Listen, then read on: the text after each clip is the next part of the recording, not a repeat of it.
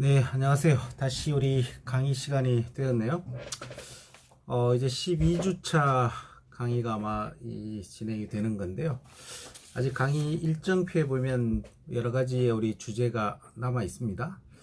이번 주에는 북한 이탈 주민 보호 및 정착 지원에 관한 법률 제9조에 보시면 보호 대상과 비보호 대상을 구분하는 그런 기준 항목이 있습니다. 그래서 오늘은 이 보호 대상이 어떤 것이고 비보호 대상은 어떤 것이고 왜 이런 규정이 우리 법률에 포함되어 있는지, 그리고 실제적으로 이 법률이 어떻게 적용되고 있고 이 법의 적용으로 인해서 북한 이탈 주민은 어떤 영향을 받게 되는가, 또 이 부분에 있어서 개선 방안은 없는 것인지, 그런 부분들을 우선적으로 살펴보도록 하겠습니다. 제가 이 강의 자료를 이미 법률 또 시행령 규칙까지 올려드렸기 때문에 참고하시면 되고요. 특히 그리고 우리 김은기 우리 변호사와 제가 작성한 논문을 역시 강의 자료로 이미 올려드렸기 때문에 그런 부분들을 통해서 어떤 문제점이 있는지 또 어떤 개선안이 있는가에 대해서는 살펴보시면 좋을 것 같습니다. 우선 이 제9조 보호 결정의 기준에서 5가지 항목이 있습니다. 이 5가지 항목은 북한 이탈 주민 중에서 보호 대상자로 결정하지 아니할 수 있다, 이렇게 되어 있는데요.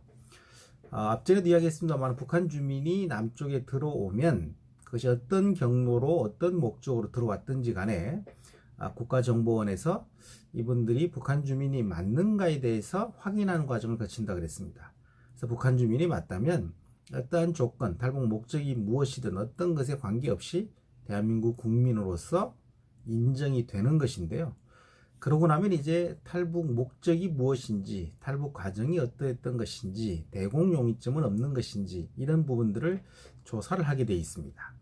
그 조사가 마치면 이제 북한의 다양한 관련되는 정보에 대한 조사를 추가적으로 하겠죠. 이 탈북 목적에 대한 조사를 다 마치면 이분들의 조사한 내용, 그러니까 이 조사한 내용을 이렇게 신문조서라고 보통 저희들이 이야기를 하지 않습니까? 그 신문조서를 정리해서 모든 서류를 통일부로 보내도록 되어 있습니다. 왜냐하면 이 북한 주민인 게 확인이 된 분 중에서는 우리 북한 이탈 주민의 보호 및 정착 지원에 관한 법률은 북한 이탈 주민 모두를 지원하고 보호하는 법률이 아니에요. 그 중에서 북한 이탈 주민으로, 북한 주민으로 확인된 분 중에서 통일부에서 보호 결정자로 결정이 된 사람을 기본적으로 보호하고 지원하는 법률입니다. 그러면 정부에서 북한 주민인 것은 국가정보원에서 확인했지만 확인된 분 중에서 우리 국민의 세금으로 대한민국 정책으로서 이분들을 보호하고 지원할 것인지, 그렇게 하지 않고 그냥 사회에 내보내서 살도록 할 것인지를 판단하는 그런 절차가 또 있다는 겁니다. 이것은 통일부 장관이 통일부에서 이루어지게 되고 통일부 차관이 위원장이 되는 북한 이탈 주민 대책 협의회라고 해서 정부 부처의 차관들이 모여서 회의를 하는 그 회의체에서, 협의회에서 논의하고 최종적으로는 통일부 장관이 결정을 하는 그런 방식으로 되어 있습니다. 이걸 보호 결정이라 그럽니다. 그러면 왜 이런 조항을 두고 있고 어떤 조항이 되어 있느냐면요. 먼저 어떤 대상을 보호 대상자로 결정하지 아니할 수 있다라고 되어 있는 살펴보시면 됩니다. 우리 법률 제9조 제1항은 이렇게 되어 있습니다. 본문에 따라 보호 여부를 결정할 때 다음 각 호의 어느 하나에 해당되는 사람은 보호 대상자로 결정하지 아니할 수 있다, 이렇게 되어 있는데요. 1항이 항공기 납치, 마약 거래, 테러, 집단 살해 등 국제 형사 범죄자, 이 부분입니다. 이 탈북 과정에서 항공기를 납치했다거나 마약 거래를 했다거나 테러에 가담했다거나 집단 살해와 같은 국제 형사 범죄자, 그러니까 ICC 국제형사재판소에 기소될 수 있는 반인륜 범죄 행위와 같은 범죄자는 보호 대상자에서 제외한다는 겁니다. 자, 왜 이런 규정이 되어 있는지 생각할 수 있으시겠죠. 두 번째는 이렇게 되어 있습니다. 살인 등 중대한 비정치적 범죄자 이렇게 되어 있습니다. 살인 등 중대한 비정치적 범죄자. 살인과 같이 큰 범죄를 저지른 사람. 근데 그 범죄의 내용이 비정치적인 범죄자라 해야 된다는 겁니다. 일종의 정치적인 테러. 우리 안중근 의사가 했던 그런 이토 히로부미에 대한 저격을 일본 입장에서는 살인이라고 규정을 하는 것이고요. 우리 입장에서는 중대한 비정치적인 것이 아닌 그것은 정치적인 하나의 테러로 간주하는, 정치적인 행위로 간주하는 거죠. 그러니까 이게 정치적인 목적을 가진 어떤 그런 것이 아니고 일반 형사범죄, 살인과 같은 중대한 범죄를 저지른 사람, 이런 사람을 우리가 국민의 세금으로 지원하는 것이 합당하냐, 이런 거죠. 자, 세 번째는 위장 탈출 혐의자입니다. 위장에서 한국에 들어왔고, 그러니까 위장으로 탈출하려고 하는, 한국에 들어온 목적이 대한민국에 정상적으로 정착해서 살려는 것이 아니고 다른 목적을 갖고 와서 자기들의 어떤 불순한 목적을 달성하고 나면 다시 탈출하려고 하는 그런 위장 탈출 혐의자. 세 번째입니다. 네 번째 항목은요, 체류국에서 10년 이상의 생활 근거지를 두고 있는 사람. 이게 무슨 말이냐면, 북한 이탈 주민 보호 및 정착 지원에 관한 법률은요, 기본적으로 이 북한 이탈 주민을 어떻게 규정하고 있냐면, 앞에 나와 있는 것, 제2조에 나와 있습니다. 북한 이탈 주민은 북한 주민으로서 북한을 벗어나서 제3국, 남한과 북한이 아닌 주로 중국이나 이런 것이겠죠. 제3국에 나와서 외국 국적을 취득하지 아니한 사람입니다. 그러니까 중국이나 이런 미국이나 영국으로 다른 나라에 나가서 그 나라 국적을 취득했다면 일단 북한 이탈 주민이 아닌 거예요. 북한 주민의 전에 적을 갖고 있었던 사람이겠지만 현재 우리 법에서 말하는 북한 이탈 주민은 아니라는 겁니다. 왜? 외국 국적을 취득했기 때문에요. 그래서 외국 국적을 취득하지 않고 한국에 들어온 북한 주민이 일단 북한 이탈 주민이라고 우리가 규정하는 것인데, 그 북한 이탈 주민 중에서도 외국의 국적을 갖고 있지 않고 한국에 왔다고 하더라도 제3국에서 10년 이상의 생활 근거를 두고 살았던 사람, 그러니까 20년씩 30년씩 살았을 수 있는 거죠. 이런 부분들을 보호 대상에서 제외할 수 있다고 되어 있습니다. 이건 무슨 말이냐면, 중국이나 이런 제3국에서 10년 이상을 살았다는 것은 그곳에 충분한 생활 근거를 갖고 있다는 이야기입니다. 또는 그 생활 근거를 한국으로 갖고 들어올 수도 있다는 것이에요. 그러므로 이분들은 대한민국에 살아가는 데 있어서 굳이 국민들의 세금을 정부가 들여서 지원 정책을 하지 않더라도 대한민국에 살 수 있는 분들이다. 이런 의미로 이게 포함이 되어 있는 겁니다. 물론 사실 우리 비보호 대상으로 규정된 분들 중에 상당히 많은 분들이 여기에 포함되는 분들이 있습니다. 우리 북한 주민, 특히 탈북 여성분들이 중국에 와서 시골 농촌 마을 같은 데 가서 중국 남성과 10년 이상의 혼인관계를 유지하다 한국에 들어오는 분들이 꽤 많이 있습니다. 이분들이 이 규정에 걸려서 정부의 정착 지원의 대상이 되지 못했습니다. 근데 이것은 좀 합리적이지 않다, 이런 주장들이 제기돼서 우리 이 조항 뒤에 보면은요, 이 사항 10년 이상의 생활 근거지를 두고 있는 사람에 해당되는 경우에도 북한 이탈 주민에게 대통령령으로 정하는 부득이한 사정이 있는 경우에는 그러하지 아니하다라는 게 제2항에 명시되어 있습니다. 그러니까 이 대통령령에 또 이 부분에 대한 설명이 나와 있는데요, 10년 이상 제3국에 살다 한국에 왔다 하더라도 그 10년 동안의 생활하는 과정이 한국에 들어오는 정보를 전혀 알 수 없었고, 이러한 내용을 본인이 인지할 수 있는 그런 상황에 있지 않은 그런 몇 가지 일종의 노예 상태와 같이 그렇게 자신의 신분이 종속적으로 매여 있을 수도 있고 구금시설에 있을 수도 있고 그런 경우가 여러 가지 있지 않겠습니까? 자유로운 상태에서 생활하는 것이 아니고 여러 가지 상황을 참작할 수 있을 그런 조건에서는 10년 이상이 되었더라도 보호 대상에서 제외하지 아니할 수 있다고 하는 근거 규정을 하나 더 두고 있습니다. 그래서 최근에는 10년 이상이 되었다고 해도 2014년 이후부터인데요. 2014년 이전에는 사실은 10년이 넘은 사람들은 모두 비보호 대상이 됐지만 2014년 11월 29일 이후에 오신 분들은 10년 이상이 되었어도 그 사정을 참작할 수 있으면 보호 대상으로 지정을 받았다는 이야기입니다. 이게 네 번째 규정이고요. 다섯 번째 규정이 또 하나 더 있습니다. 국내 입국 후 3년이 지나서 보호 신청을 한 사람. 제가 지난주 제 강의 때 설명한 적이 있습니다만은 북한 주민이 중국이나 이런 곳에 와서 조선족의 신분 이런 호구를 중국에서 그것이 불법적인 방법이든 적절한 수준의 합법을 가미한 것이든 호구를 갖게 되는 분들이 상당수 있습니다. 그분들이 중국의 여권을 갖고 한국에 들어오는 경우도 있고 중국에서 밀항이나 밀입국가 같은 형태로 한국에 들어와서 자신이 북한 주민이라고 하는 것을 굳이 공개하지 않고 밝히지 않고 3년 이상 생활을 하다가 제가 사실은 북한 이탈 주민입니다. 북한 출신입니다. 라고 보호 신청을 하는 경우가 있습니다.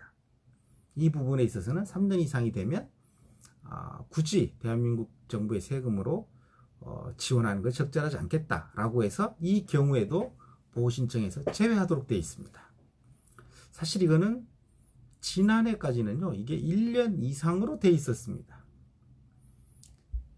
2019년 1월 15일 이전에는 사실 1년 이상 지나서 보호 신청을 한 사람은 보호 대상에서 제외하도록 되어 있었고, 대부분의 비보호 대상, 보호 신청에서 제외되는 분들은 이 5번 항목에 포함된 분들이었습니다. 이게 4번, 5번이 제일 비보호 대상으로 지정되는 대부분의 경우 여기 해당이 됐어요. 그런데 사실 북쪽 주민이 그게 밀입국을 했던 여권을 중국에서 가짜 여권을 들고 왔던 사실은 우리 반공주의 시절에 국가보안법에 의한 상당히 그 두려움, 간첩이나 실제 간첩이나 스파이가 아니라고 해도 간첩이나 스파이로 국가기관에서 이렇게 오인될 수 있는 그런 두려움, 실제 그런 경우도 발생할 수 있으니까요. 그런 두려움을 갖고 있기 때문에 이분들이 1년이 지났어도 그 보호 신청 1년 이내에 또 짧은 기간에 보호 신청을 하는 게 어려운 경우가 종종 있었습니다. 그래서 이제 2019년 1월 15일 법을 이 부분을 개정해서 1년 지나서 보호 신청한 사람을 3년 지나서 보호 신청한 사람으로 법을 개정한 겁니다. 그러니까 여전히 1년에서 3년으로 연장은 해줬지만 3년이 지나서 국내에 들어온 후에 보호 신청을 하신 분은 역시 보호 대상에서 제외된다. 이렇게 5가지 항목이 있습니다. 6항은 그 밖에 보호 대상자로 정하는 것이 부적당하다고 대통령령으로 정하는 사람, 이 규정이 하나 더 있습니다. 대통령령에서는 좀 더 세부적인 이 항목들을 더 갖고 있습니다. 이건 잠시 뒤에 살펴볼 텐데요. 이렇게 5가지 대상이 있습니다. 자, 어떤 대상자를 정부가 비보호 대상으로 하는지 이제 내용은 알게 계신 거죠. 근데 왜 이런 규정을 두었을까? 그리고 실제 이것이 어떻게 적용되고 있을까? 살펴보셔야 됩니다. 근데 여기서 중요한 것은 보호 대상자와 비보호 대상자를 통일부에서 결정한다 해도 이것이 대한민국 국민이 아니라고 결정하는 것하고는 전혀 관계없다는 겁니다. 대한민국 국민이냐 아니냐는 것은 국가정보원에서 북한 주민이 맞는가 안 맞는가 확인이 되면 그것으로서 대한민국 국민이 되는 것이지 통일부의 보호대상 결정 여부와는 전혀 관계없다는 겁니다. 보통 국정원에서 이 신문을 마치면 그것을 한 달에 한 번 정도씩 통일부로 보내서 북한 이탈주민 대책 회의를 개최하게 됩니다. 거기에서 이제 이 결정을 하게 되는 건데요. 근데 사실은 하나원에 가서 교육을 받는 것도 이 보호 대상자가 받는 어떤 정책 서비스의 한 종류입니다. 실제로는 보호 대상자 결정이 이루어지고 난 다음에 보호 결정 받은 사람들이 하나원에 가서 교육을 받도록 하는 것이 기본적인 원칙입니다. 그런데 실제로는 대부분 보호 대상자로 결정을 받게 되고, 또 실제로는 이 보호 대상 결정이 이루어지는 것이 꽤 한두 달 시간이 넘게 걸리기 때문에 국가정보원에서는 우선 특별한 사정이 없는 한 하나원으로 보내고, 하나원에 교육받는 과정에서 이제 그 중간에 보통 보호 대상자 결정 통보가 오게 됩니다. 그냥 보통 4주, 5주, 3주 이 정도 교육을 받고 있다가 그 중에 100명이 가 있다면 그 중에 몇 명, 보통 두세 명, 많을 때는 더 발생할 수도 있습니다만은, 지난해 전까지는 1년에 20명, 30명 정도씩이 보통 비보호 대상으로 통보를 받았습니다. 이분들은 교육을 받고 있다가 비보호 대상자로 통보를 받으면, 물론 법적인 근거가 명확하지는 않습니다만은 그곳에 남아서 교육을 받게 할 수도 있지만, 대부분은 좀 그 내부의 사정이 그렇게 간단하지 않기 때문에 비보호 결정을 받게 되면 이미 12주 3개월 교육을 마치고 퇴소를 하는 그 기수가, 다른 선배 기수가 나갈 때 보통 이분들도 거기에 합류해서 조기에 사회로 나오는 그런 형식을 지금 밟게 됩니다. 물론 처음부터 하나원에 가지 않는 경우도 있습니다. 그러니까 비보호 대상으로 결정된다는 거하고 국민으로 인정하지 않는다는 건 전혀 별개의 차원입니다. 일단 북한 주민이라는 것이 국정원에서 확인이 되면 그 즉시 모두 대한민국 국민인데, 일단 대한민국 국민입니다.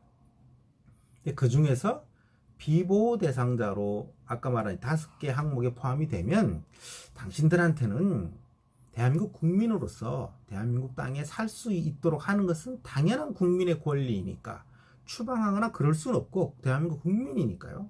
대한민국에 살도록은 하지만 당신들에게 국민들이 낸 세금을 가지고 여러 가지 지원을 하는 것은 국민 정서적으로든 여러 가지 측면에 적절하지 않다. 그러므로 당신은 보호 대상에서 제외하겠다. 이런 의미입니다.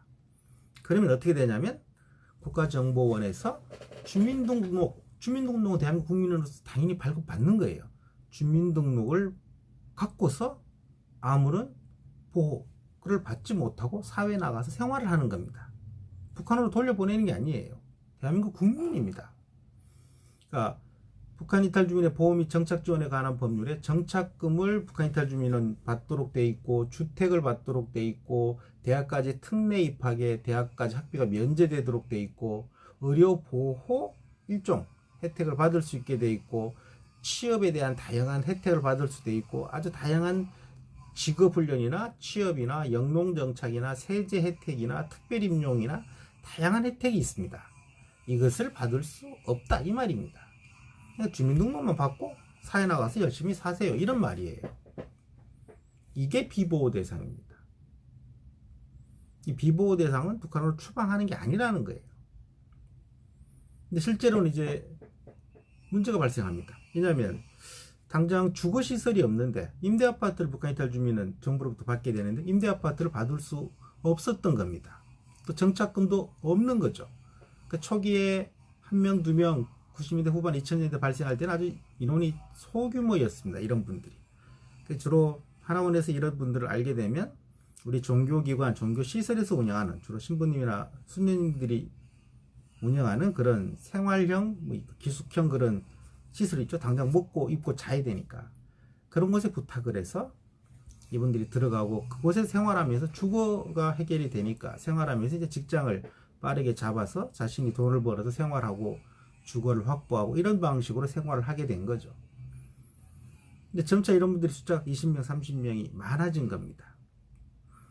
근데 당장 주거에 대해서는 여러 가지 문제가 발생하기 때문에 최근에는 법을 개정을 해서, 지난해 이 비보호 대상에 대한 법 개정이 일정 부분 있었습니다. 아까 말씀드린 대로 1년 이내에 한국에 들어온 이후에 신청하면 안 되던 사람을 3년으로 연장시켜줬고, 또 지금은 그때 법 비보호라고 해도 주거, 임대주택이나 이런 최소의 생활은 보장해야 되기 때문에 그런 임대주택이나 이런 매우 제한된 부분의 지원은 지금은 이루어질 수 있도록 법이 되어 있습니다.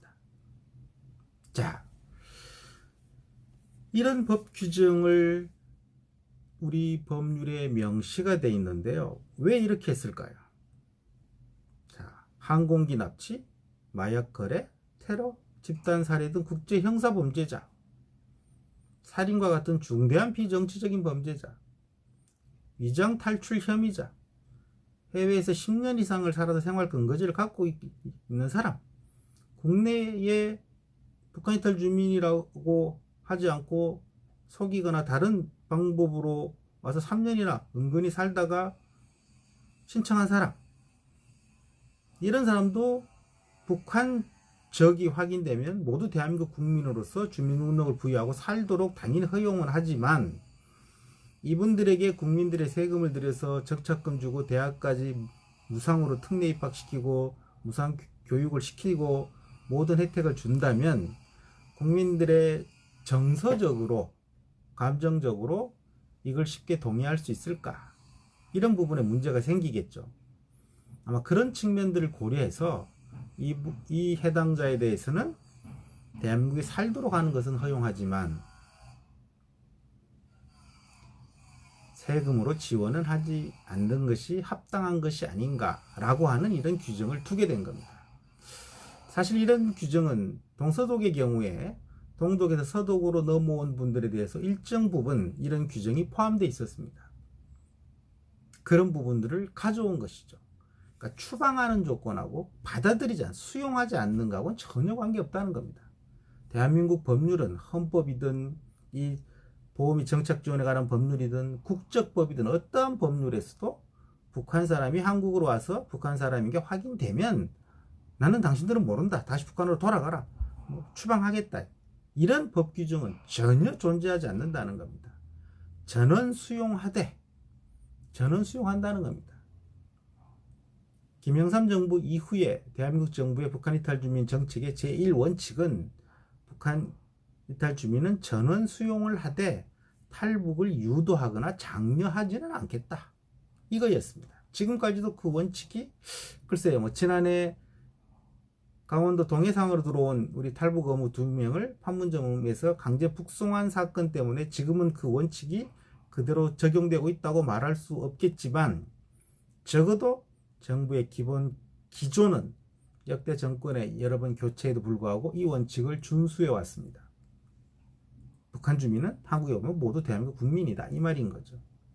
하지만 이 5개 항목에 포함되는 분들은 굳이 국민의 세금을 가지고 지원하는 것이 적절하냐, 국민법 감정상 그렇게 볼 수 있지 않겠습니까? 항공기를 납치해서 폭파시킨 사람을 한국에 왔다고 해서 국민의 세금으로 아파트 주고 대학까지 특례 입학 학비 면제해서 교육을 시키고, 이거 피해자들 입장에서 받아들이기 어려울 겁니다. 사실 1987년에 발생한 대한항공 칼 858기가 폭파됐지 않습니까? 중동에서 그 열사의 모래사막에서 3년씩 5년씩 나가서 일을 하고 돈을 벌어서 서울로 돌아오는 그 근로자들이 거의 대부분이었습니다. 그 비행기가 우리 김현희, 지금 한국에 있죠? 북한 공작원 남자분, 여자분 한 명이 그 비행기를 폭파한 것으로 그렇게 밝혀져 있습니다. 그래서 김현희 씨를 당시 한국으로 압송해서 조사해서 결국 그러한 것이 밝혀진 거죠. 그러면 이 김현희 씨는 사형을 선고받았지만 마지막에 사면을 결국 받았습니다. 그 대한민국에 지금 살고 계시죠. 그럼 이분은 항공기 납치 테러입니다. 이 제 1번 항목에 해당되는 거예요. 그럼 김현희 씨는 이 보호 대상자로 결정이 돼서 정착금도 받고 주택도 받고 여러 가지 정부가 정한 지원 서비스 혜택을 받는 대상이었을까요? 그렇지 않습니다. 김현희 씨는 비보호 대상자입니다. 왜? 여기에 해당되기 때문입니다. 이런 경우에요. 김현희 씨에게 정착금을 주고 주택도 주고 여러 가지 했다면 그 유가족들 입장에서는 받아들이기 어려웠겠죠. 김현희 씨는 비보호 대상에 해당이 되는 거고, 이분에 대해서 국가정보원에서 여러 가지 신변 보호 조치를 했지만 이건 북한이 탈주민 보험이 정착 지원에 관한 법률과 관계없이 혹시 위해를 당할 수 있기 때문에 신변 보호를 국가 차원에서 한 것이지 이 보호 대상자로서 혜택을 준 건 아닙니다. 또 앞에 우리 지난 11월 앞에서 말씀드린 동해상으로 들어온 우리 어부 2명을 정부에서 북송하면서 그때 통일부 대변인 쪽에서 밝힌 내용이 뭐 동료 어선 함께 탄 어부들 15명 뭐 이렇게 많은 사람들을 배 안에서 살해를 했다. 중대한 비정치적인 범죄자다. 살인 행위를 저질렀다는 거죠. 이 항이 포함된다는 거죠. 살인 등 중대한 비정치적인 범죄자. 여기 해당되기 때문에 보호 대상자가 아니어서 송환했다. 이렇게 처음에 발표했습니다. 이것은 이 보호 결정, 보호 대상자와 비보호 대상자의 개념, 법적 내용을 완전히 의도적이든 무지해서 그렇든 잘못 이해한 것입니다. 이것은 비보호 대상자로 지정을 받아서 정착금 안 주고 주택 안 주고 대학 특례 입학 자격 없고 직업훈련 자격 없고 그냥 주민등록을 갖고 남한 사회에서 자기 힘으로 열심히 살아야 되는, 물론 종교기관이나 민간단체 같은 데서 초기에 일부 최소한의 생존을 위한 지원은 민간 차원에서 해줍니다. 제가 있는 북한인권정보센터가 그 역할을 맡고 있습니다. 사실은 저희들이 이 부분을 정확하게 알아요. 그렇게 살도록 해줘야 될 대상이지 추방의 대상은 아니라는 거예요. 여기 규정 어디에도 추방과는 관계가 없습니다. 그렇지 않습니까?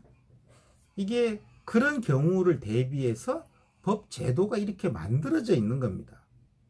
법적 근거가 없다 이런 이야기를 그때도 나왔습니다만은 이 부분에 명확한 법적 근거를 갖고 있습니다. 그건 비보호 대상이 되는 기준이지 추방의 대상은 있을 수 없어요. 자, 왜 이런 규정을 두었을까에 대해서 아까 말씀드린 대로 국민 정서, 국민들의 법적 감정상으로 이걸 받아들이기 어려울 거니까 이런 부분까지 돕는 거는 이건 말이 안 된다. 특히 피해자가 남쪽에 있는 경우 더더욱 말이 안 된다. 이런 논리가 성립하는 거죠. 이것만 있는 게 아닙니다. 또 하나의 이유가 더 있습니다. 뭐겠습니까?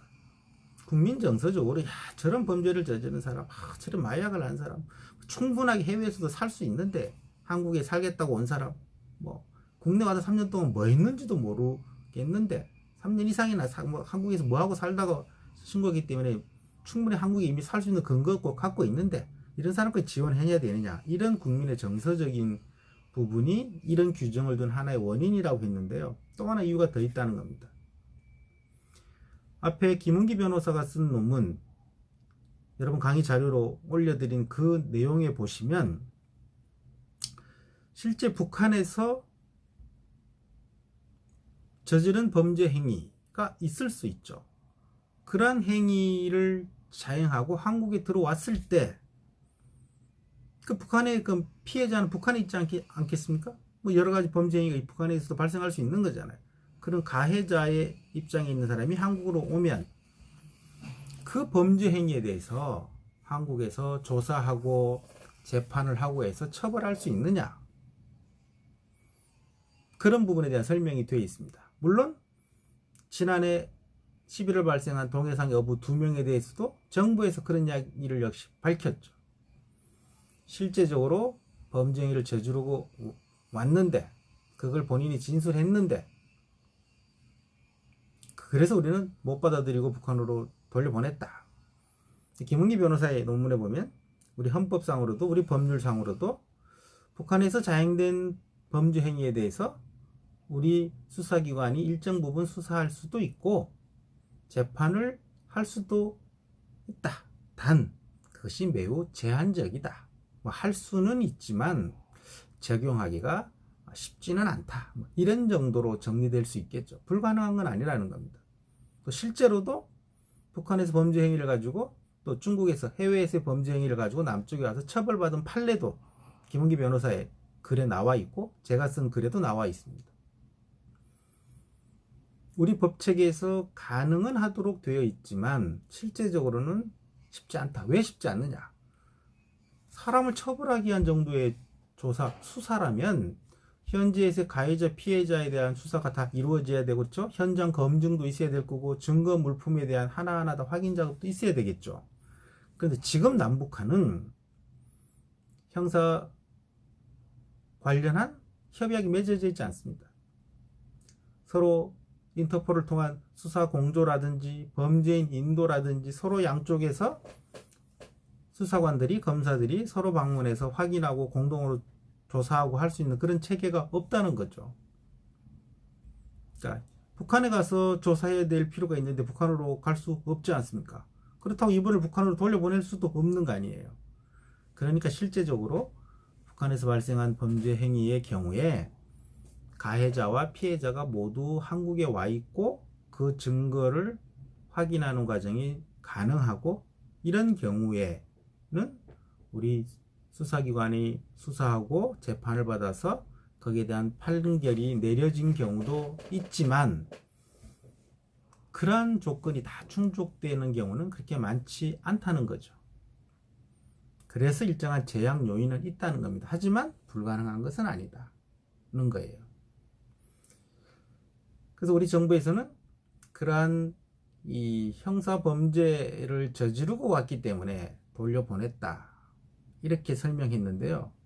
사실 이 강의를 듣는 분 중에서도 북한 이탈 주민이 사실 계시고 그 관련된 업무를 하시는 분들도 꽤 있지만, 제가 쓴 글에 나와 있습니다만은 지금 최근에 2000년대 이후에 북한 이탈 주민의 탈북 동기를 조사하고 밝히는 그런 이 통계 테이블에는요, 북한의 이 탈북 동기의 이 처벌에 대한 우려, 범죄로 인한 처벌에 대한 우려라고 하는 항목이 최근에 없습니다.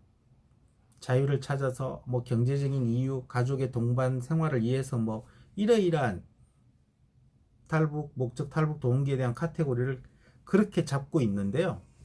그런데 사실 2000년 이전 1990년대까지의 연구나 조사에서는 탈북 동기에서 처벌에 대한 우려, 이게 무슨 말이에요?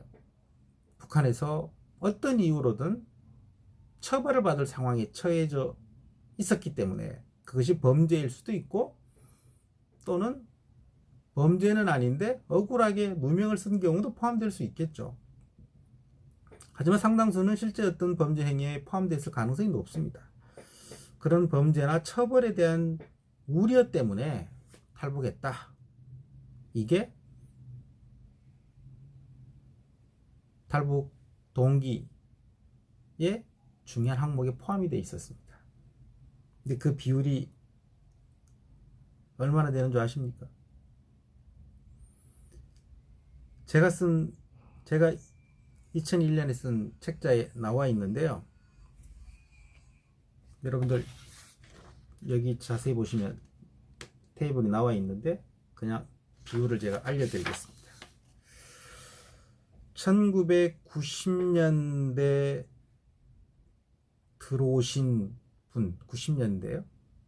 327명을 기준으로 90년대에 들어오신 분들입니다. 327명을 기준으로 했을 때 탈북 동기의 가장 높은 1순위는 전체 31%를 차지하는 범죄로 인한 처벌의 우려였습니다.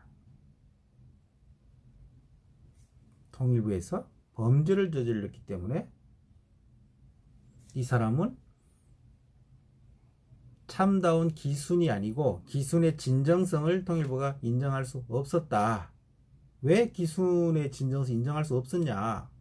말도 오락가락했고 북한에서 범죄를 저지르고 피해서 처벌을 피해서 온 사람이기 때문에 진정성을 인정할 수 없었다. 이렇게 설명했습니다. 처벌을 피해서 왔기 때문에 기순의 진정성이 없다. 이렇게 통일부에서 설명을 했는데요. 그 논리 그대로면 90년대에 들어온 탈북민의 탈북 동기 1순위는 처벌을 피해서 온 사람이 31%로 1순위였다는 겁니다. 2순위가요? 28%인 동반 기순이었습니다. 가족이 그냥 따라왔다. 나는 특별한 동기가 가진 게 아니고 아버지가 가서 나도 따라온 거다. 이런 의미예요. 이게 28%입니다. 327명 중에요. 102명, 3분의 1인 31%가 처벌의 우려 때문에 온 것이었습니다. 90년 이전 통계도 저희들이 정확하게 갖고 있습니다. 90년대 통계도 있고요. 그 이후 통계도 일정 부분 있지만 이런 부분을 저희들이 강조하거나 설명하지 않고 연구자들이 언급하지 않는 건 혹시라도 이러한 통계나 이러한 설명이 우리 국내 생활하고 계시고 생활해야 되는 북한 이탈 주민들에 대한 일반인들의 인식이 비판적으로 보여질까 봐서 이런 식의 설명이나 언급을 거의 하지 않았던 겁니다. 이런 식의 설명을 저희들이 공개적으로 하게 되면 남한 주민들이 탈북에서 온 사람 상당수는 뭐 범죄자 아니야? 이렇게 오해할 수 있겠죠. 실제적인 범죄 행위도 있겠지만 거기에서는 북한은 본인의 범죄 행위가 아니고 연좌제가 적용되기 때문에 연좌제도 역시 처벌에 대한 우려이고 또 실제 본인은 범죄를 저지르지 않았지만 범죄 혐의자로 오인되는 경우도 있고 여러 가지가 있을 수 있기 때문에 그런 오해를 피하기 위해서 이런 부분의 설명을 잘 하지 않는 겁니다. 그런데요, 이걸 역으로 말씀드리면 제가 북한에서 어떤 범죄 혐의를 자행했거나 또는 범죄 행위에 연루돼서 또는 가족이 거기에 연루돼서 처벌을 받을 급박한 상황에서 내가 할 수 없이 한국으로 탈출해 왔습니다. 이 경우죠. 이것은 기순의 진정성을 내가 기순할 수밖에 없었다. 기순의 진정성을 증명하는 최고의 이게 동기였지 기순의 진정성을 의심받는 항목이 아니었다는 겁니다. 국가정보원의 수사관 입장에서는요, 처벌의 우려를 피해서 왔다라는 것이 내용상으로 정황상으로 명확하게 확인되면 이것보다 더 명확하게 이 사람은 진정으로 기순 의사가 갖고 있는 사람이었구나 라는 것을 증명하는 이것보다 더 높은 증명의 방법이 없었다는 거예요. 뭐 그렇지 않습니까? 대한민국의 스파이 행위를 하러 왔거나 위장 기순 한 게 아니라는 게 증명이잖아요. 그런데 지난번 정부에서는 이것을 기순의 진정성을 의심하는 사유로 삼았다는 겁니다. 아마 이 업무를 오랜 기간 몇십 년 해온 우리 국가정보원의 합심해 있는 수사관들, 조사관들 입장에서는 아마 통일부의 그런 결정이 의아했을 텐데 통일부는 국가정보원과 달리 이렇게 순환보직을 하는 주로 순환보직을 하기 때문에 이 한 분야에 뭐 오래 근무하지 않고 이런 전후의 내용을 정확하게 이해하지 못해서 그런 게 발생할 수도 있습니다만은 이제 왜 이 말씀을 드리냐면 이런 부분들에 대해서 혹시 실제 북한에서 어떤 범죄 행위를 자행하고 오는 경우도 꽤 비율이 높다는 겁니다. 과거에는 높았습니다. 90년대 이전에 북쪽에서 남쪽으로 바로 내려오는 90년대까지는 90% 이상이 북쪽에서 군사분 계선에서 남쪽으로 바로 왔다 그랬습니다. 90년대 이후는 이제 중국이나 제3국을 통해 들어오는 게 절대적 비율이지만 북한에서 남쪽으로 바로 내려오던 경우에는 이 처벌에 대한 우려, 이 부분의 비율이 1순위였다는 거죠. 최근에는 이 비율이 매우 낮습니다. 제3국을 통해서 여러 가지 경제적인 또 가족 간의 연쇄이동 이런 부분이 지금은 높은 비율을 차지하기 때문이죠. 근데 그럼에도 이 중대한 정치적인 범죄, 비정치적인 범죄를 갖고 오는 사람, 이런 사람에 대해서 우리 법 체계에서 이분들이 기순이라고 하는 것을 진정성은, 기순 자체는 분명히 진정성 있는 거니까요. 이것을 확인되게 되면 대한민국 국민으로서 생활하게 되는데, 그러면 이 북한에서의 범죄 행위도 정치적인 범죄 행위라면 우리가 해석을 달리할 수 있지만, 비정치적인 범죄 행위는 전 세계 어떤 나라, 어떤 체제, 어떤 이념에서도 이거는 범죄 행위잖아요. 그러면 그런 사람들에 대한 처벌, 불이익을 줘야 할 필요성은 있는 것인데, 북쪽에서 남쪽으로 왔다는 것만으로 그 범죄 행위가 없어지고 모든 게 용서될 수 있는 것이냐? 이건 아닌 것이잖아요. 그런 부분에 있어서 그럼 뭔가 처벌이나 불이익이 주어질 필요성은 있는데, 실제 우리 법 체계상 그런 부분에 법적 처벌이나 불이익을 줄 수 있는 방법이 별로 없다는 거죠. 그래서 이 조항, 이 비보호 대상자로 결정된다고 하는 것이요. 북한 이탈 주민 입장에서 북한에서 떠나올 때 집도 북한에 있고, 가족도 북한에 있고, 직장도 북한에 있고, 매달 월급이 나오는 생활 근거지도 북한에 있고, 친구도 북한에 있고, 돈 10원짜리 하나 없이, 직장 하나 없이, 당장 사회 나가면 돈 10원 없고, 잠자할 수 있는 집도 없고, 밥 한 끼 사 먹을 수 있는 것도 없는 사람들에게 비보호 대상으로 결정된다는 건요, 이거 엄청난 처벌에 해당될 수 있습니다. 뭐 그렇지 않겠습니까? 당장 주민등 하나만 달랑 들고 나가서 니 알아서 살아라, 이런 말인 거예요. 어디서 잡니까? 니 알아서 결정해라. 밥은 어디서 사 먹습니까? 당장 오늘 점심은 무슨 돈으로 내가 사 먹습니까? 당신 알아서 해라. 극단적으로 말하면 이런 상황입니다. 그래서 우리 종교기관이나 민간단체에서 소수 인원이었기 때문에 받아서 기숙사 이런 생활시설 같은데 생활할 수 있도록 잠시 도와드리고, 용돈, 잠시 용돈이나 밥은 먹어야 되지 않겠고 용돈 조금 드리고, 가능한 기숙사가 있는 직장 같은데 빠르게 취업을 시켜서, 그러면 기숙사가 있는 직장 같은 데서는 먹고 자고 하는 게 충분하지 않습니까? 그리고 직장에 월급 받아서 자기의 삶을 살 수 있으니까 그런 식의 조치를 빠르게 해드리곤 해왔었는데, 이런 상황에 놓여지는 것 자체가 어쨌든 처벌적인 그런 의미도 포함되어 있다는 겁니다. 그래서 이 기준을 이런 조항을 둔 이유가 두 가지라는 거죠. 크게는 하나는 국민 정서적으로, 정서법이라 국민 정서적으로 국민의 세금을 아주 여유 있는 재벌에서만 세금을 내는 게 아니고 평범한 일반 주민들이 다 세금을 내지 않습니까? 그런 분들의 세금을 모아서 이런 분들에게까지 지원하는 것이 적절하냐, 그런 정서적인 측면을 고려해서 이런 조항을 넣는 측면이 하나 있고요.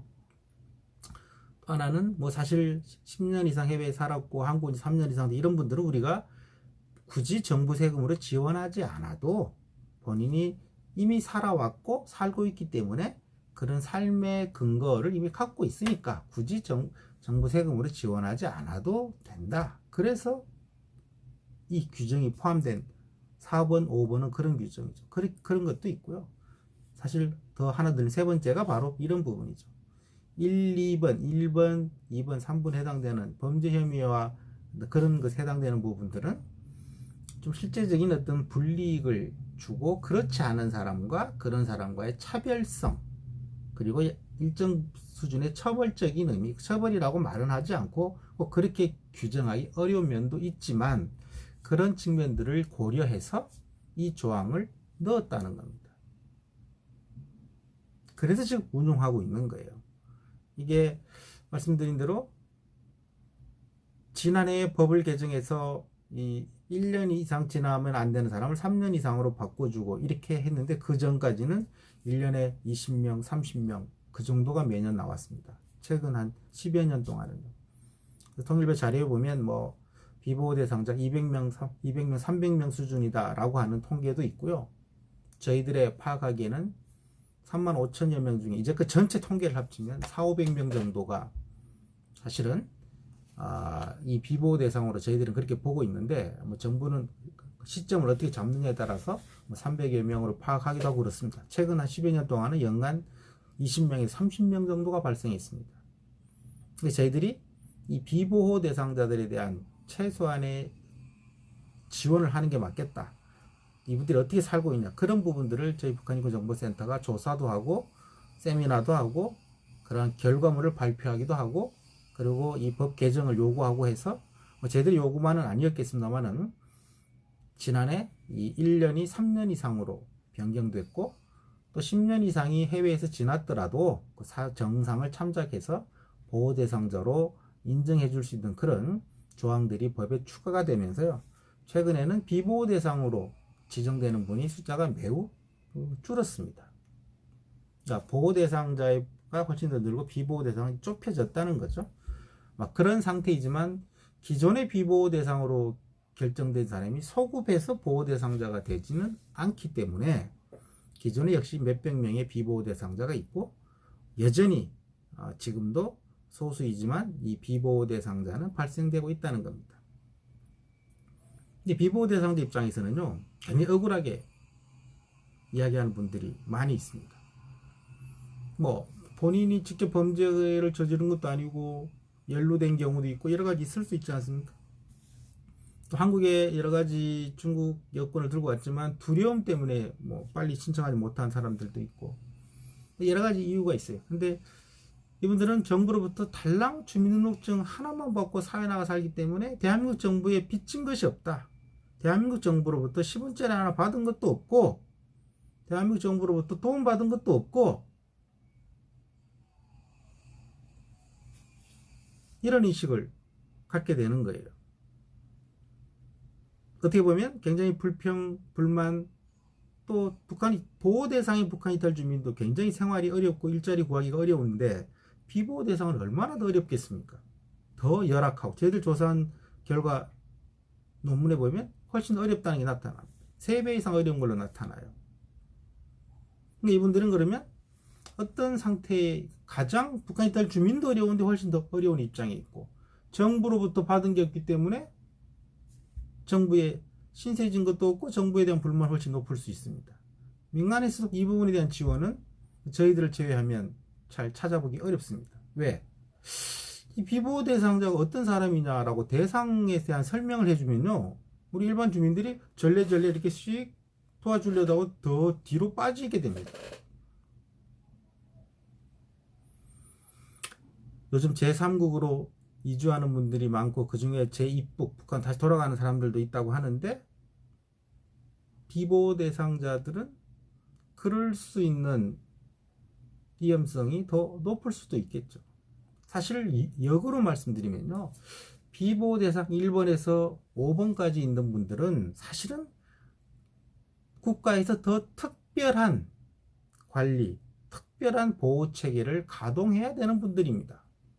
항공기 납치, 마약 거래, 테러, 집단 살해와 같은 국제 형사 범죄자, 살인 등 중대한 비정치적인 범죄자, 위장 탈출 혐의자, 해외에서 10년 이상 거주하고 온 사람, 한국에 온 지 3년 이상 있다 신청한 사람, 이런 분들은 비보호 대상은 국가에서 완전 방치한다는 의미거든요. 완전 방치는 아니겠죠. 신변 보호, 경찰에서 하는 경찰이 신변 보호하는 그 부분은 비보호 대상자도 포함이 돼야 되고, 지금 일부 새로 오시는 분들에 대해서는 주택이나 그런 일정 부분에 아주 낮은 수준의 지원은 이루어지지만, 쉽게 말해서 우리 정부에서는 당신들은 보호하지 않겠다. 당신들은 우리 정부 영역 밖에 있는 사람이다. 이런 의미잖아요. 실제적으로는 훨씬 더 여러 가지 이런 이유 때문에 특별한 관리, 특별한 보호가 있어야 되는 분들이죠.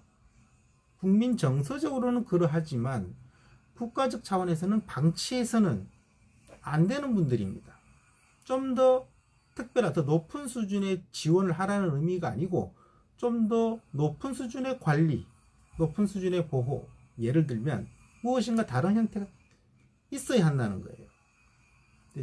지금은 최근에 법 개정으로 보호 대상자의 폭을 넓혀서 비보호되는 사람의 수를 줄이는 법 개정을 했고, 주거와 같은 제한적인 지원은 할 수 있도록 했지만 여전히 국가로부터는 방치된 사각지대에 있는 분들이다.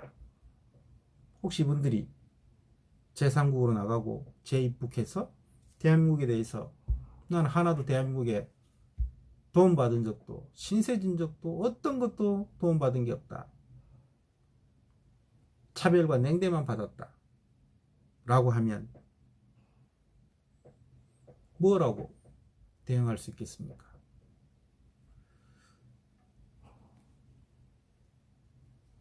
그러면 이런 부분들에 대해서 어떠한 대책을 우리가 가져야 될까? 지금 시간이 50분이 지금 경과하고 있어서 이건 여러분들의 숙제, 과제로 남겨두려고 합니다. 어떻게 해결할 수 있을까요? 비보호 대상자 규정을 둔 이유는 또 나름의 논리성이 있고 설득력이 있지 않습니까? 또 이분들의 입장에서는 또 억울하고 너무 가혹한 대한민국의 생활 조건에 처해지는 측면도 또 있습니다. 인권의 측면과 국가 안보의 측면과 국민 정서적인 측면, 또 북한에서의 어떤 행위에 대해서 한국께서 그것을 적절하게 모두 처리하기 어려운 그런 제한성의 문제, 하지만 또 일정 부분 처리할 수 있는 부분이 있는 것도 현실이고, 이러한 부분들을 좀 종합화해서 이 비보호, 보호 대상에 대한 적절한 해법을 찾고 그것이 입법 과정을 통해서 해결되는 것이 매우 필요하겠다는 생각을 갖고 있는 거죠. 이 부분에 대해서 질문을 갖고 계시는 분들은 우리 단체 카톡이나 저한테 좀 보내주시고요. 이 부분의 해법도 역시 찾아봐 주시기 바랍니다. 저희들이 13일, 20일 2주 수업이 남아 있습니다. 27일 마지막 15주는 일종의 기말 시험을 치러야 되기 때문에 계속 온라인 강의가 진행이 되고 있어서요.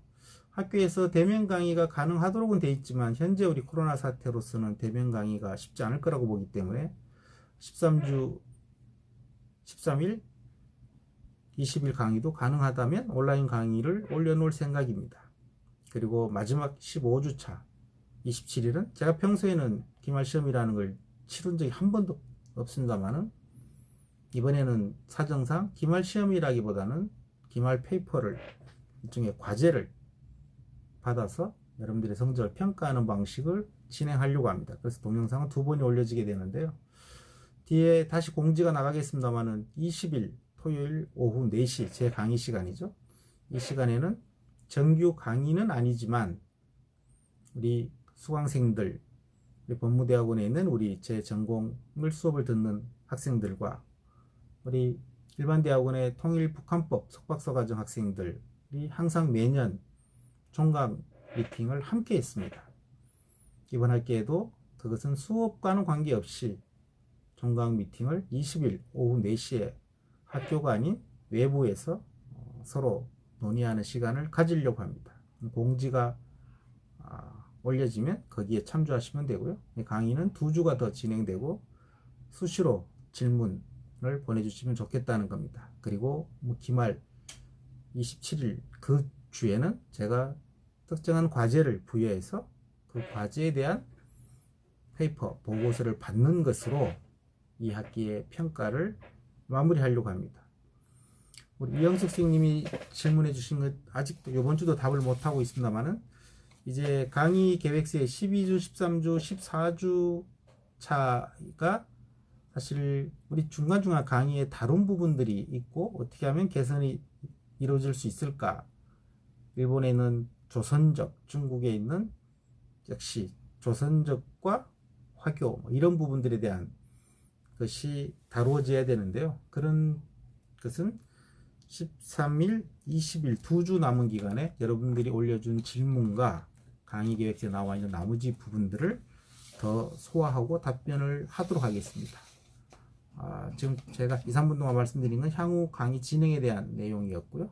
20일 날 그러한 행사가 준비되고 있다고 하는 정규 강의는 동영상으로 올릴 것이고요. 강의 외에 행사라고 보시면 되겠습니다. 그리고 강의 평가에 대해서도 방법을 말씀드렸으니까 참고하시고 의견이나 질문 있으면 저한테 보내주시기 바랍니다. 한 주 내내 건강하시고 다음 주에 다시 뵙겠습니다.